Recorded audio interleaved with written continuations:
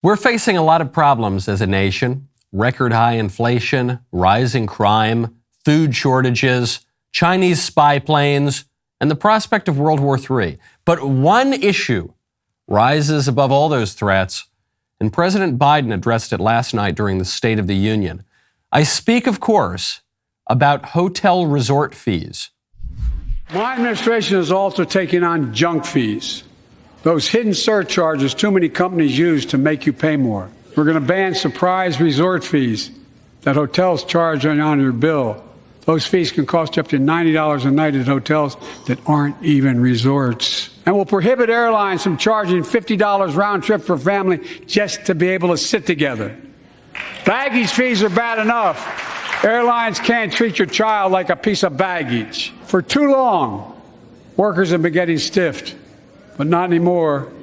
We're beginning to restore the dignity of work. For example, 30 million workers have to sign non-compete agreements with the jobs they take. 30 million. So a cashier at a burger place can't walk across town and take the same job at another burger place and make a few bucks more. But not anymore. We're banning those agreements so companies have to compete for workers and pay them what they're worth. People can't afford eggs. The cost of eggs rose 60% last year. Much more than that in some places. Joe Biden hasn't fixed any of the things he said he'd fix. In almost every single case, he's made those problems worse. But hey, he says he's going to try really hard to reduce resort fees and luggage fees and the burden of non-compete clauses in the apparently C-suite level contracts of fast food workers. He can't do anything that would actually improve your life, but he promises to do some minor things that probably won't affect your life very much. You've got Joe's word on that. And when has Joe Biden ever lied to you? I'm Michael Knowles. This is The Michael Knowles Show.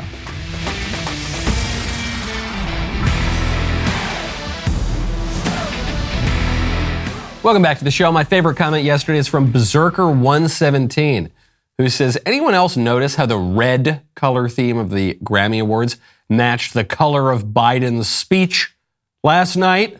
He's a red. No, the problem is he's not even a red. He's certainly not a conservative. He's not a commie. He's just a stale, old, tired establishment liberal.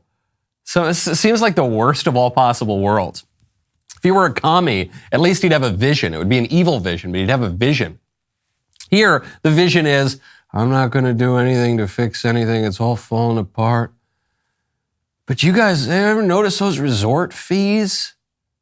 You ever notice that? It's terrible. It's awful. One way, when you get stuck with a fee that you don't know how you're going to pay for it, one way you could do it is if you have your wealth diversified into really stable investments, such as gold. That's why you got to check out Birch Gold.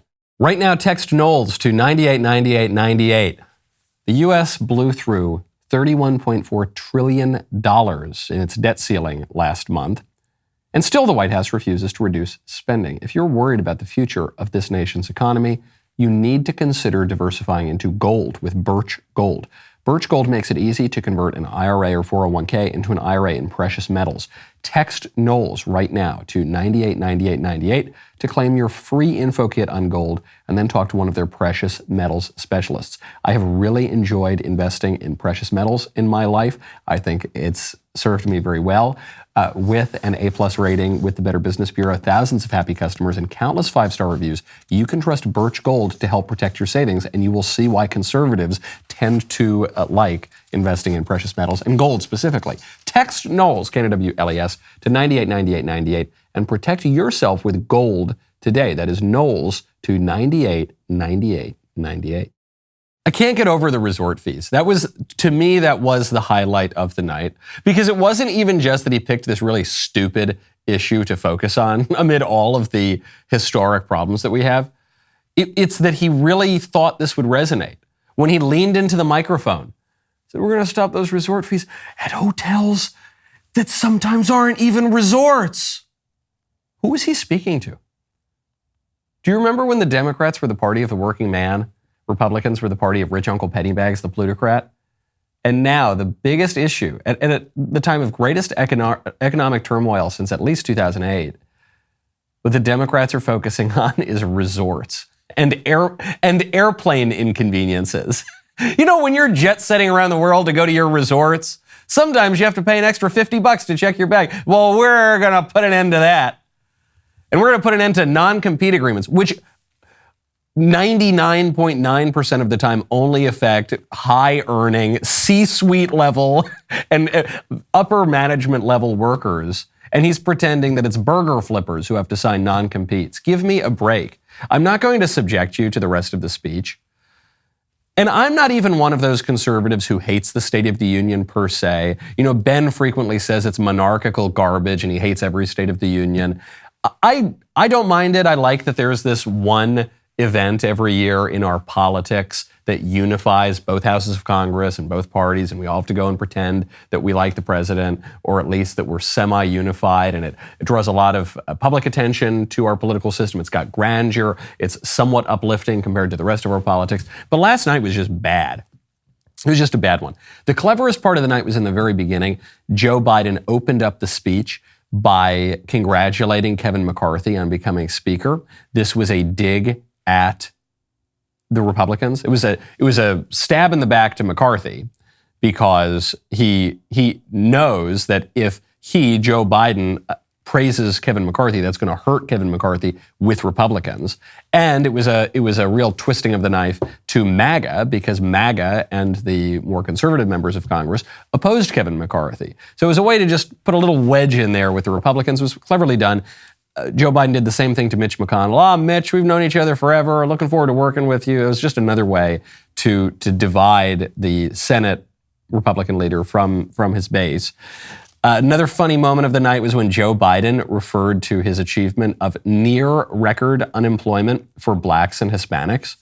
That's an important phrase. Is near record unemployment for blacks and Hispanics, right? Who had the record unemployment? Which president starts with a T, ends with a rump, achieved the record unemployment? Oh, you can't say that. So he says near record unemployment. So it's just, he's basically saying Trump did a great job on black and Hispanic unemployment, and I haven't completely ruined it in just a few years. Then Joe Biden focused on the talk. This is another ridiculous issue. This is this line allegedly that black parents have to have with black children to say, you know, listen, police are going to kill you because you're a black person. So you've got to be extra, super special, respectful to the police, and you've got to play by a different set of rules with the police than white people do. It's not true. It's not true. They say this is a talk white parents never need to have with their children. It's not true.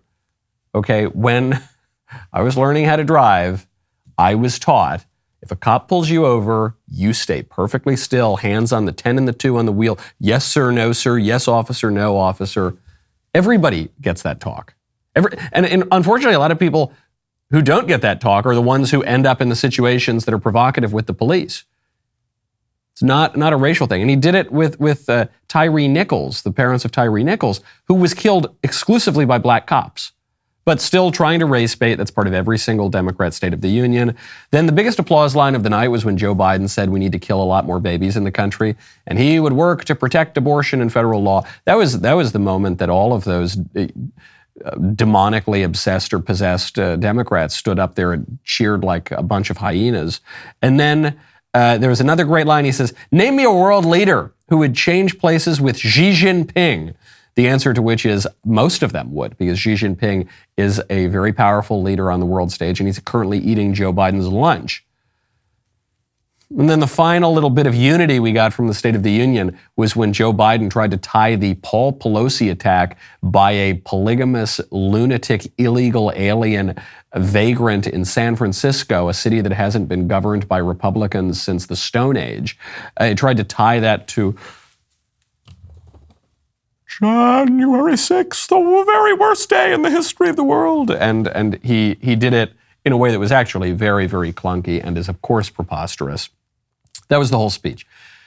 If you didn't watch it, you didn't miss very much. The Republicans had a response. They actually had more than one response. And the response was given by Sarah Sanders. This is the hardest job in politics.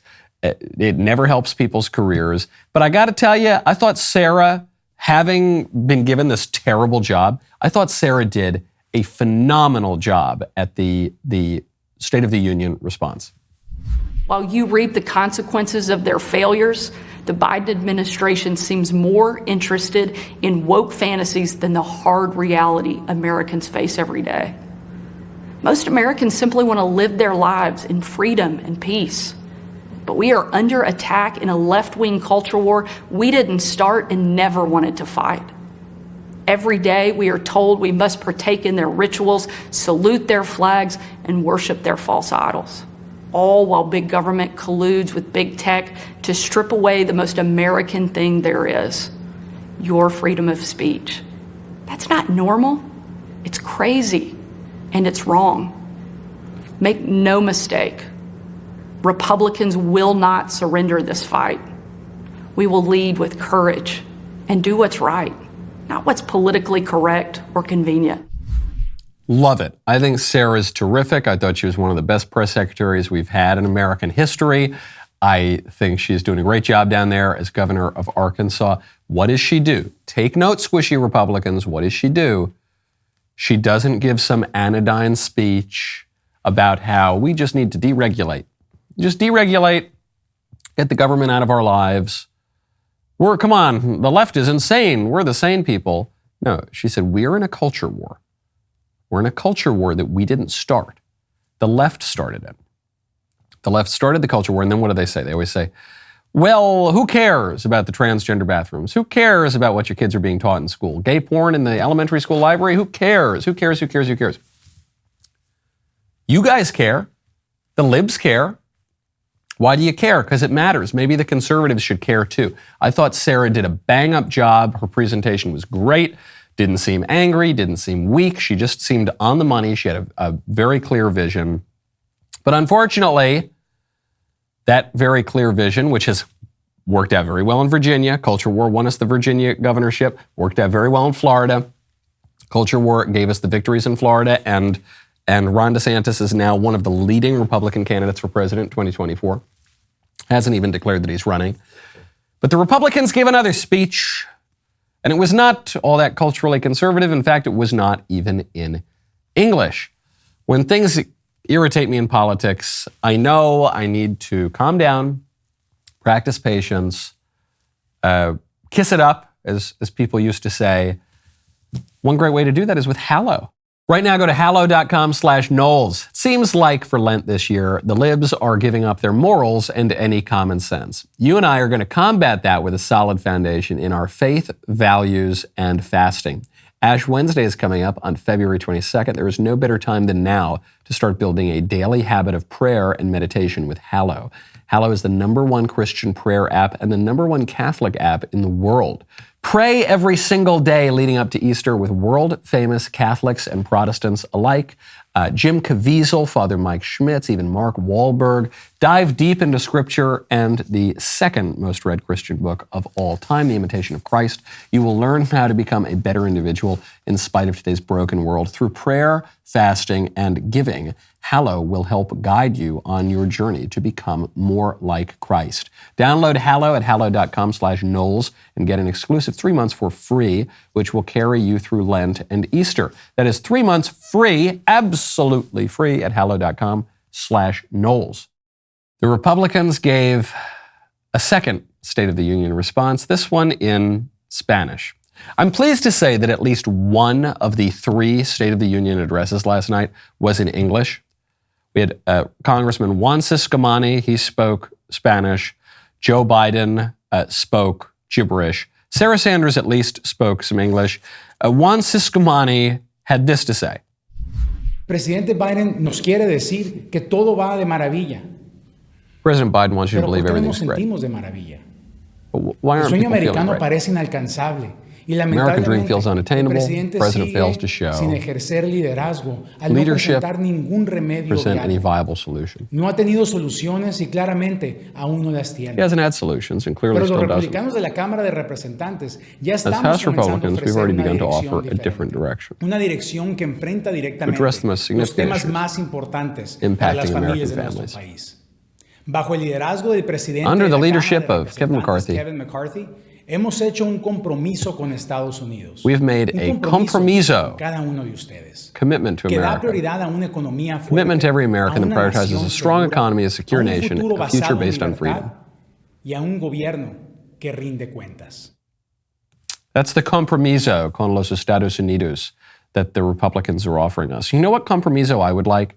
That we can serve anything in this country, that we can serve anything. That compromiso would be really nice to me. If we could conserve the women's bathroom, that'd be a nice thing to conserve. Republicans, conservatives failed to do that. If we could conserve the English language, the language that we're supposed to speak as a nation, that would be good. I'd sign up for that compromiso, but I guess it wouldn't be a compromiso. It would be a pledge, a promise, a commitment, a vision. It would be even remotely conservative. My problem here is not with Juan Ciscomani, as some people I think have misinterpreted my views on this rather important subject. Juan Ciscomani seems great. He's a newcomer to politics, so we don't really know how conservative he is, where he falls. But if you just look at his policy positions, if you look at the way he ran his campaign, he seems quite conservative. And frankly, more importantly, in many ways, he clearly leads a conservative life. He's married, he has 6 kids. Great, very admirable stuff. He looks the part, he behaves the part, but he doesn't quite sound the part of conservatism, because this is the American nation. And here in America, we're supposed to speak English. And so you can give the most eloquent, beautiful speech in the world about cutting taxes and preserving freedom and the American dream and securing the nation. If you're giving it in a foreign language during a major national political event that is supposed to unify us as a nation, that is not conservative. That's the opposite of conservative. And it's deeply offensive. It makes a mockery of our tradition and the very idea that we are one nation. We have nothing that unifies us in this country. We used to have more that unified us. We don't have that anymore.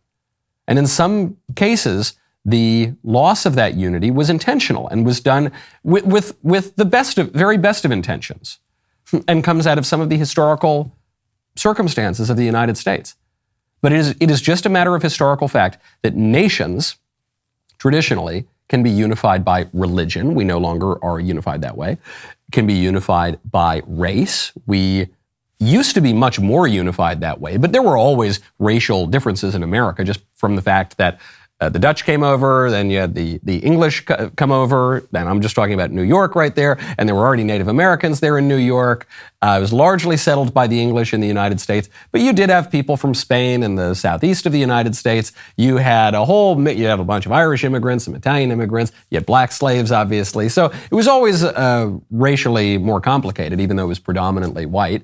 But certainly in the age of mass migration, there's no racial unity whatsoever. There used to be some kind of ideological unity, even as the religious unity of the country transformed and started to wane. You at least had ideological unity, the idea of the civic religion. We all venerated the same kinds of symbols and statues and figures. That's gone. Now we're knocking down figures of statues of the founding fathers, and we're protesting the Star-Spangled Banner and the symbol of the country itself. All of that is gone. We don't even share an epistemology anymore. We can't even agree on how to know anything at all. The most basic thing we could still share and have together is language, is the way that we speak. And it's the conservatives who take that away. It's very, very offensive. Now, I've heard one good objection to this point of view. And this is an objection from a great Twitter account, TK Dillon, who made this point. He said, Michael, you're misunderstanding this because you're thinking of America as a nation. And America is not a nation. If America ever was a nation, it certainly is not a nation any longer. You've got to recognize that the country is essentially just like an empire right now. And we're governing this country not as George Washington would govern a nation. We're governing this country like the Habsburgs would have ruled the Austro-Hungarian Empire or something like that. We've got different pockets with different religions, different cultural backgrounds, different this, different that. And so we've just got to speak to those different pockets and speak into their differences and recognize there is no such thing as national unity.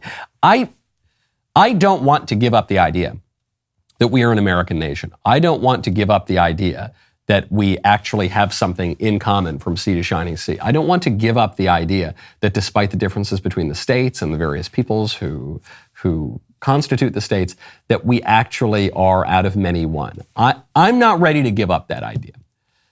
But if even the freaking conservatives are now giving their State of the Union responses in foreign languages, maybe I'm the last one. Maybe I'm the last one who is holding out some hope for a pluribus unum. Speaking of Republicans with Hispanic last names, Ron DeSantis is getting hammered by Donald Trump. Donald Trump has been really increasing the attacks in recent days. He's no longer just talking about Ron DeSanctimonious. He's now mocking DeSantis for crying as he begged for his endorsement. Ron DeSantis got elected because of me. You remember he had nothing. He was dead. He was leaving the race.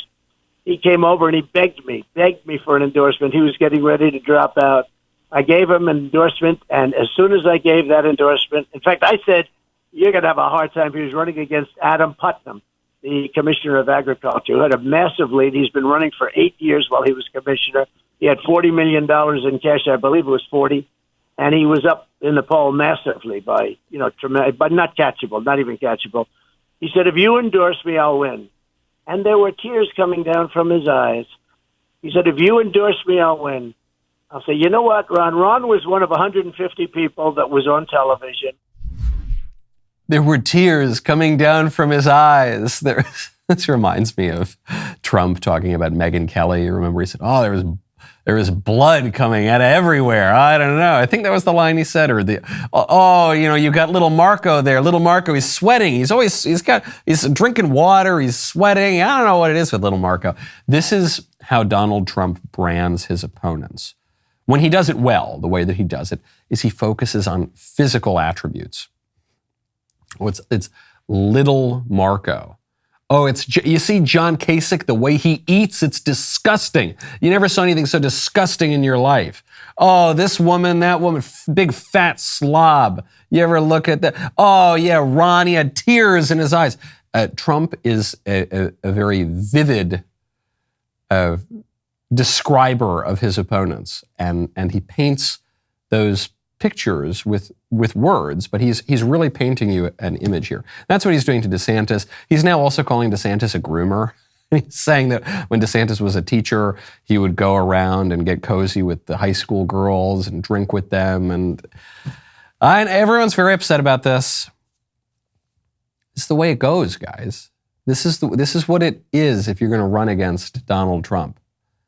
And frankly, I'm glad for it. If you're going to run for president, you need a thick skin. You need to be able to work through lots of difficult attacks. Trump said that Ted Cruz's dad murdered JFK, okay? So if you think that Ron DeSantis, who's a big, tough guy, all right, that he can't handle some of these attacks from Donald Trump, then he's not going to make it very far in the presidential race. This is primary politics. But it shouldn't be this way. Why is Trump doing this? This is what Trump has to do to give himself the best chance of getting the nomination. And DeSantis isn't punching back because that's what Ron DeSantis has to do to give himself the best chance of winning the nomination. These are big boys. We're 16 months out from the RNC. It's okay. It's okay, all right? We have to be prepared for an intense primary. You need to be prepared in case supply chains go down and you can't access your medicine. That's why you got to go check out Jase Medical. Right now, go to Jase Medical, Jase medical.com, enter code Knowles. If the past couple of years has taught you anything at all, it is that in a crisis like a global pandemic or a natural disaster, even the basics can be hard to come by. You've got to be prepared for anything. Jase Medical is here to help. Jase Medical helps you get a long-term supply of prescription meds Their mission is to empower you to be better medically prepared. A great way to start preparing is with the JACE case, a pack of 5 different courses of antibiotics that you can use to treat a whole host of bacterial illnesses, basic stuff, UTIs, respiratory infections, sinusitis, skin infections, and more. All you have to do is fill out a simple online form, and in some cases, jump on a call with one of their board-certified physicians. From there, you can ask your physician treatment-related questions on an ongoing basis. I'll make this really blunt, okay? If China invades Taiwan, the supply chain's getting cut off. If certain very possible, really maybe likely events happen in the world, supply chain's going to be seriously affected. Get that peace of mind that even in the worst case, you have got a JACE case. I want you to be prepared for anything. Be like the Knowles family. Go to jacemedical.com, enter code Knowles at checkout for a discount on your order. That is jacemedical.com, promo code Knowles.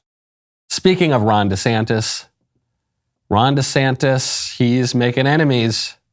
He's making enemies over there at The View. Whoopi Goldberg is furious, specifically at Ron DeSantis. She calls him a freak who's trying to rewrite history. There is not America's history without these brown and black people. That's what I want to hear him say tonight, because one of the things that he knows is that women in particular have worked, and particularly brown women, have worked their butts off to make sure that he became the president. And I need to hear him say, this bonehead in Florida and in Texas is out of step with America. Yeah. He's out of step with who we are as a nation, because there is no nation without us. Yeah. And I need to hear him say that as my president. Yes. I need to know that he's aware that there are freaks out there who are trying to change history, and he's not going to stand for it. That's what I want from you, Joe. At least for that last part, fact check true. There are freaks out there who are trying to change and rewrite history. It's not the freaks that Whoopi's talking about, but there are freaks trying to do that. In fact, the most prominent example of this in recent years was called the 1619 Project. It was a project of the New York Times that the New York Times put millions and millions of dollars into promoting. It's now made its way into schools. It was written by Nicole Hannah-Jones, I think is her name. Nicole Hannah-Jones, whose central thesis, the whole thesis of the project, was that the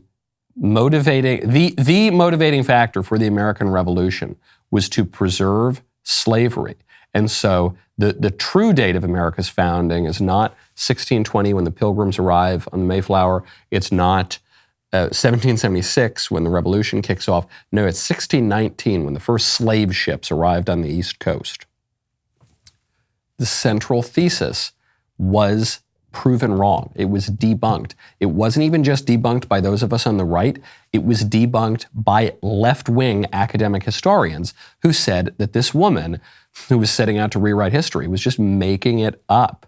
It was so thoroughly debunked that the New York Times quietly had to rewrite the thesis because not even the New York Times, which lies all the time, could defend it. That's who is rewriting history. The rewriting of history that we are getting constantly from the left, almost exclusively from the left. And so what Ron DeSantis is saying is we don't want those freaks rewriting history. Whoopi, you should be thrilled. The freaks who are trying to rewrite history, they're being kicked out of the classrooms. That's good. You should thank Ron DeSantis if Whoopi Goldberg had read any history ever in her life, which I am skeptical. I'm skeptical of that prospect. Speaking of the power of historical narrative, because this is what it's about. When the people who dismiss the culture wars, they say, oh, who cares? Who cares about some stupid story in the New York Times that then goes into some high school and then the kids learn it in their class? It doesn't. What does that matter? Who cares? The left cares. That's why the left is trying to rewrite history. And the left is trying to rewrite history because if you control the past, you control the future. If you control the past and you promote a history that is true, That is, our country is basically a good place, and we have an obligation to love our country because patriotism is an extension of filial piety, and America is an expression of Western civilization, and Western civilization is a good thing, and it's actually the greatest civilization ever in the world, and it's animated by a good and true religion called Christianity, and it's created the most beautiful works of art, the greatest achievements that we've ever seen from any human society ever. If you have that view, that is going to affect the way that you interact with your country today, right now, in the present. And it's going to affect the country that you are going to have into the future. If, on the other hand, you have a bunch of freaks, in Whoopi Goldberg's terms, go in and rewrite history and say, actually, America is the most evil place ever. And actually, Western civilization, they never did anything good. They only did bad stuff. They were just colonizers and imperialists. And all the good stuff they ever got, they just stole it anyway. And it's all built on slave labor. And the West is responsible for slavery. Even though the West has practiced slavery less than any other civilization ever in the world, and today is the only part of the world that has actually abolished slavery. Yeah, no, the West is responsible for it. That's why it's so evil and oppressive and terrible. Well, that's going to affect the way you interact with your society today. And it's going to determine the sort of society that you're going to have in the future, because you're going to hate the society that you've currently got, and you're going to want to tear down the best stuff about it. That's why people fight over history. That's why the conservatives need to stand firm. That's why Ron DeSantis going in, and Glenn Youngkin going in, and other people who are fighting this academic battle right now. That's why it matters when they go in and they say, no, we're not going to teach our students this crap, because classrooms are like crystal balls. And when you look into a classroom, you are seeing your country 20 years into the future. 7 or 8 years ago, conservatives love to say, oh, these snowflakes on the college campuses, these woke snowflakes, just wait till they get to the real world. That's going to be a big surprise for them. No, the woke people and the little snowflakes were smarter about this issue because they knew that they were going to get into the real world, and they were just going to change the world and change the way that we all had to accommodate them. They were going to demand that we bend our perceptions to their absurd wills. They won. The classroom really was a crystal ball. You see this playing out right now in basic crime stories. This is a really, really disturbing story. I was reading it at the DailyWire. Bicycling doctor allegedly murdered by man who reportedly muttered about white privilege. California emergency room doctor out for a ride on his mountain bike was allegedly murdered Wednesday by a man who police said struck him from behind with his vehicle, then jumped out and repeatedly stabbed him while, according to a witness, decrying white privilege. This would be funny if it weren't so sad, but think about the absurdity of this.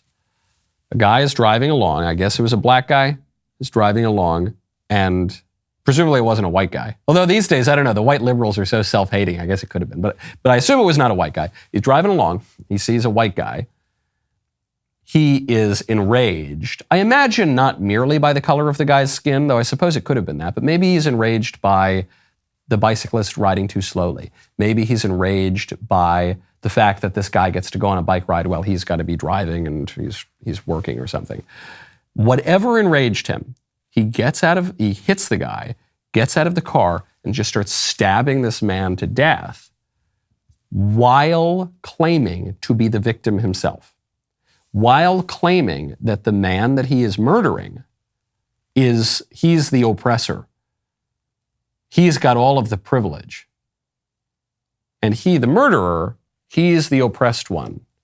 He's the one who doesn't have it. Is he stabbing this man? Since it's California, the guy stabbing him will probably get off with a warning.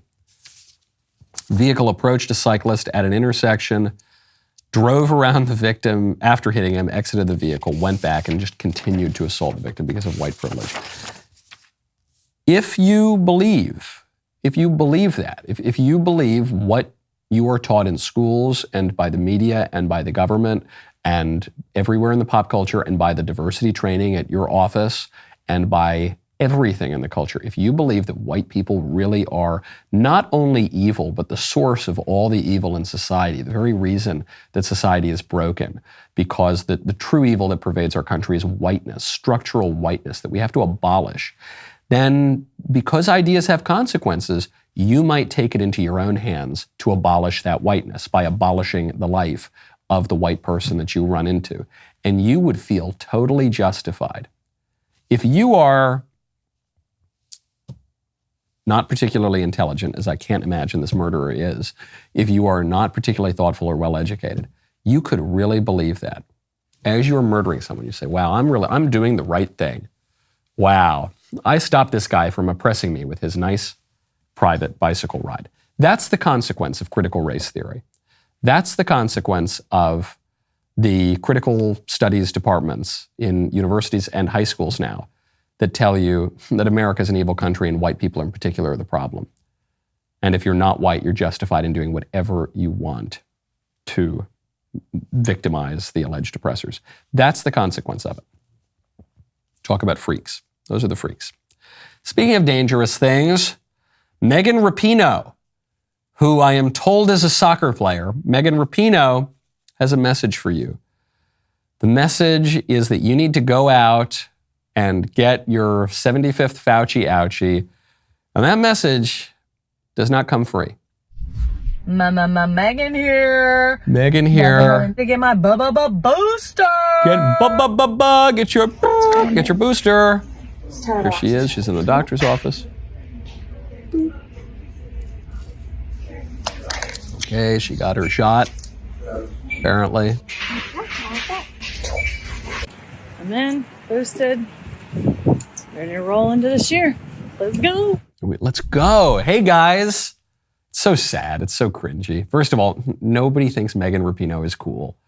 I assume there are a handful of very sad liberal people who tell themselves that Megan Rapinoe is cool. And so this ad is geared toward them. But even Megan Rapinoe's heart is obviously not in it.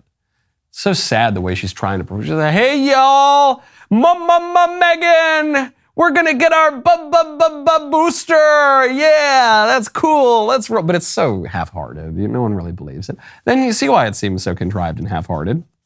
There's a little line right there at the top of the Instagram post, and it says, paid partnership. That's weird, paid partnership. Who she partners with? Oh, it tells you in the next line. She's a Pfizer partner. Hashtag Pfizer partner. Like so many others, one of my New Year's resolutions is to focus on my health. And with the tournament down under coming up this year, it's more important than ever that I do so. That's why I got my updated COVID-19 booster, something I've been meaning to check off my to-do list. Points for prioritizing health. Hashtag I'm boosted.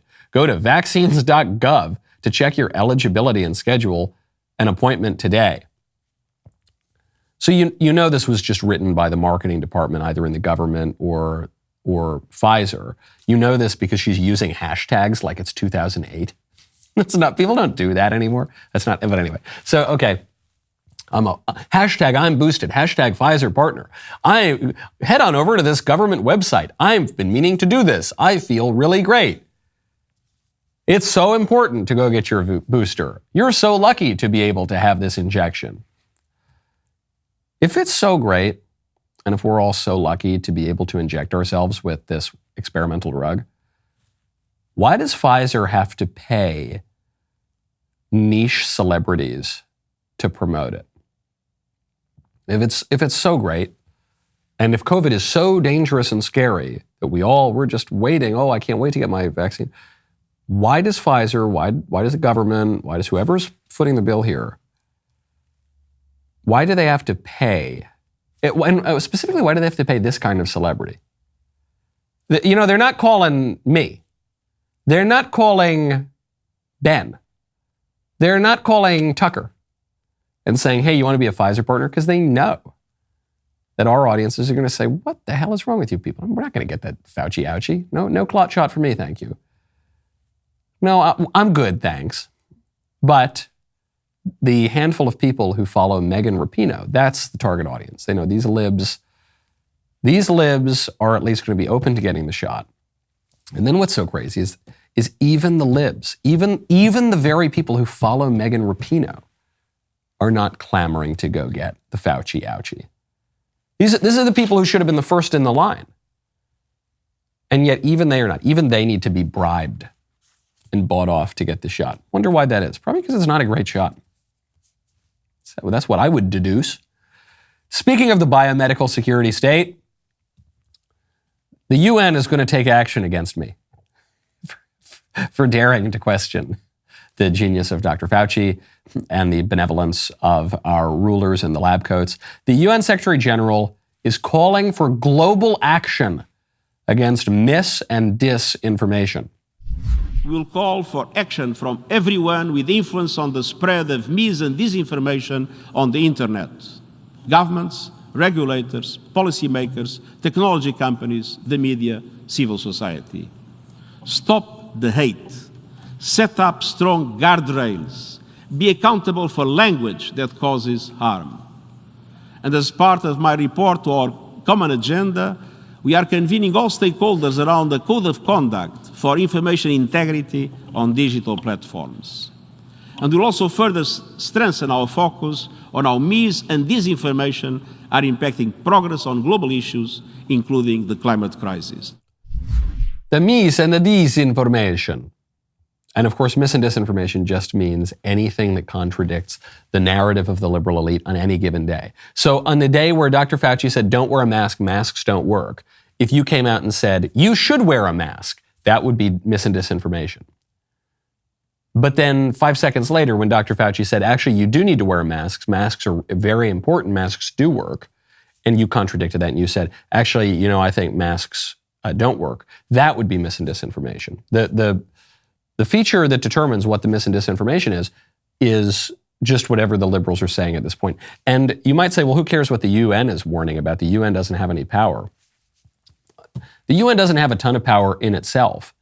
But that's why the liberal elites now, who are trying to censor what we can say, they're trying to go around the UN. They're trying to even go around many of the governments. They're certainly trying to go around the people. They're trying to build it into the platforms. This is the purpose of safety by design, which is this proposal of the Australian e-safety commissioner, Julie Grant, who's partnered with the World Economic Forum to get this implemented around the world. Because what safety by design says is, the governments aren't going to really keep up with all this stuff, so we're just going to embed our wokeism into the speech platforms themselves. Then you've only got to get it into 3 or 4 speech platforms, and all of a sudden the libs can implement their speech codes, their standards, their taboos, their censorship at the drop of a hat. It'll happen automatically from the platforms. That's happening right now, and very, very powerful people are pushing for it. People more powerful, perhaps even than the U.S. president. President's Day is coming up. We used to call it Washington's birthday, because Washington is a great man that we were celebrating. Then we'd call it Washington's and Lincoln's birthday we would celebrate. But now in our modern day and age, we call it President's Day, and completely changes the meaning of the holiday because our nation is becoming very uneducated and the libs are transforming our culture. So this President's Day, maybe you should do something about it. DailyWire is running our Presidents for Sale sale. Talking about our current president. 40% off new annual memberships. The big guy got 10%. We're giving you 40%. Get access to the world of Daily Wire Plus with fearless documentaries, gripping movies, Dennis Prager's master's program, and the entire library of Dr. Jordan Peterson's work, including new productions, Exodus, Logos and Literacy, On Marriage, all available to watch right now, coming down the pipeline to a TV or a laptop near you. New episodes of Ben Shapiro's The Search, Exodus Part 2, our much anticipated DW Kids content, and Pendragon later this year. To sweeten the deal like ice cream, we are also giving you up to 40% off select items in the Daily Wire shop. Take advantage of our Presidents for Sale sale today. You know he would. Go to dailywire.com/subscribe to become a member. That's dailywire.com/subscribe. And in case you missed it this past weekend, I sat down for another episode of Yes or No, the internet's greatest interview and game show, with special guest Michael Malice. It was great sitting down with Michael, a great guy with a great name. It was a riveting episode. Don't forget, you can bring the fun home with Yes or No, the game. It's available right now for pre-order at dailywire.com/shop. It sold out when we ordered our first run of, I think, 1,000 games. It sold out fast.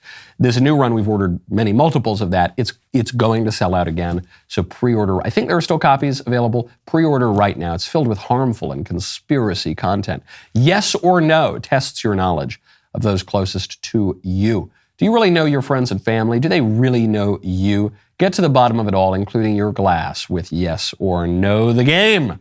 Head on over to dailywire.com/shop to secure yours today. Got a lot of work to do over here to save the West. There is a book on this topic. That book is called How to Save the West. It is by a friend of mine, Spencer Klavan, absolutely no relation to Andrew Klavan. I am actually writing a review of this book for the Claremont Review of Books. And when you write a book review, you go through the book and you usually summarize the plot.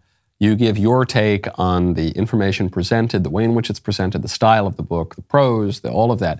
And then you list the things that the author could have done better. And I've written plenty of book reviews, and I usually find all sorts of problems with books.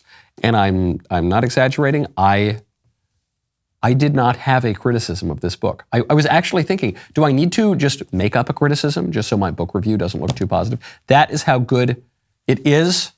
And we are joined now by my friend, Spencer Klavan. Mr. Klavan, welcome to the show. Michael, my ears were burning hearing you talk about that. I was disappointed that the review wasn't going to have, like, the author's ears are too big or something in there, because I just think that would be good. Well, I was thinking as a little addendum to the review to say, look, my praise of the book notwithstanding, the author is a big, fat, dumb, stupid idiot. But I don't know, I ran out of words by the end. So it is, I hate to say it, it's men, and especially buddies, especially longtime buddies, it feels very strange to just give a sincere compliment. It feels, that's not how men talk to one another, but it's very squishy and weird. Yeah, it is squishy and weird, and I feel like a big lib. It's just so good. And I went into the book thinking, okay, now I see a little way that I could criticize it, because the book opens up and it's talking about things that are really present. They're very urgent, kind of modern things that you would see in the headlines. And I said, okay, this is going to be one of these, Spencer's going to cover the news. And then just very quickly, you tie the things that we're seeing around us right now into Polybius and Plato and Aristotle, and then you come right back up to Kendrick Lamar, and then you come to, and it's so seamless, and it's so, you actually finish the book and you say, oh, this guy is not just showing off his scholarship, and oh, this guy is not just riffing on the news. This guy has an urgent message for what to do about a civilization that feels as though it's not only in ruins, but still has some pieces of the marble about to fall down on our heads. It's really perceptive, and thanks for saying that. This is a book that is based on the radical idea that the past has something to say to the present. And that's basically it. That's the simple claim, which is not so simple anymore, since, as you were just talking about earlier in the show, the very idea of Western civilization, that we might be inheritors of a tradition, carriers of a flame that comes down from these kind of two central civilizations, Athens and Jerusalem. This whole notion is portrayed regularly in the news as somehow primitive, it's superstitious, it's maybe kind of racially chauvinist. People make all sorts of accusations. You're a racist, you're a sexist for talking about those dumb old guys. And one of the things that I try to do in this book is just say, look, every day we wake up, we see some news story that makes us feel like everything's falling apart. And it's really easy to think that all of this is just the result of, rapidly accelerating technology, and science has transformed the world. And of course, those things may be true, but what the book is about is a lot of the questions that we're coming up against are actually extremely fundamental. They've been with humanity basically ever since we were on this planet. And there are some really rich answers to these questions that are available from the tradition if you'll just look. And, they do everything they can to try and convince you not to do that. They tell you that these books are outdated, that they're bad, that they're evil, that Aristotle was some kind of, chauvinist, racist, whatever, all to prevent you from understanding that the answers to questions like, why am I here? What's my place in the universe? What's a human being? These questions that we're grappling with now, you will find better, saner, clearer, more humane answers in some of these texts that the book deals with than you will from, like, Dr. Fauci and whatever modern, UN guru is supposed to be in charge of us today. So that's exactly the point of the book. It's just as you said. I've got about 30 seconds left in the main portion of the show for the hoi polloi out there who have not yet gone over to dailywire.com/Knowles, used code Knowles, and subscribed. You say in the subtitle, it's ancient wisdom for 5 modern crises. Yep. What are the modern crises? I'll list them off and then I'll say a little bit about them. The first is the crisis of reality. Is anything true or false? The second is the crisis of the body. Do our unique human forms have anything to say about us, or should they just be replaced, re-engineered, transformed with gender surgery? The third is the crisis of meaning. Can we really believe that anything has any meaning beyond just the mere fact of evolution and replication? And this leads directly into the deepest crisis, which I think is the crisis of religion. Can we believe in a creator God that has an interest in us? That's the most important question before us, and I answer it in the affirmative. Yes, we can, before turning to the crisis of the regime, which is the most immediate one. What's going on in America? What's going to happen to us? And can we survive? I want you to give us the answers to that, but I don't want you to give it to the hoi polloi. These freeloaders who they show up. I appreciate that they show up, but they don't want to fork over their hard-earned money, because I don't know, they want to go buy eggs or something like that, which is impossible. You're never going to afford eggs these days. If you want to watch the answers, and if you want to come chat with us over in the member block, you got to head over to dailywire.com/Knowles. Use code Knowles at checkout for 2 months free on all annual plans.